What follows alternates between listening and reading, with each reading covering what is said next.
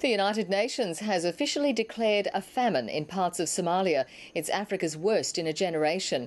Tens of thousands of people have died over the past few months. Most of them have been children. The worst affected areas are in southern Somalia, regions controlled by Islamic militants linked to al-Qaeda. The combination of a devastating drought and relentless conflict has created the food crisis. And a warning, this story includes images that may disturb some viewers.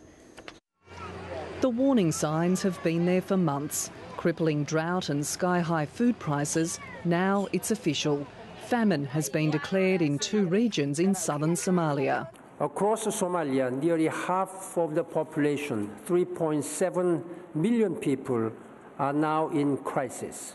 A crisis that officially occurs when 1/3 of all children are acutely malnourished and 4 out of every 10,000 die daily.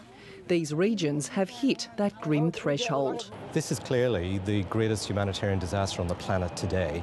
The last time conditions were this bad was 20 years ago, when hundreds of thousands of Somalis starved to death. The desperate search for food has forced many to flee to overcrowded refugee camps in Kenya and Ethiopia.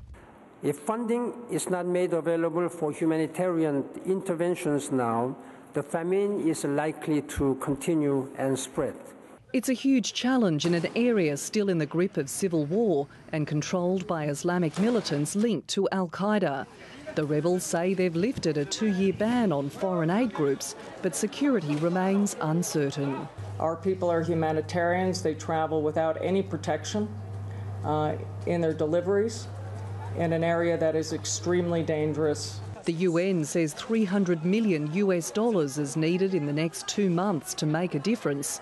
Australia has pledged more than $40 million. Unfortunately, Australia is one of the few countries which has put enough money on the table. We need other countries to follow Australia and Britain's lead, and we need them to do so urgently. With half the children in the worst hit areas now malnourished, it's help that can't come quick enough. Rebecca Barrett, ABC News.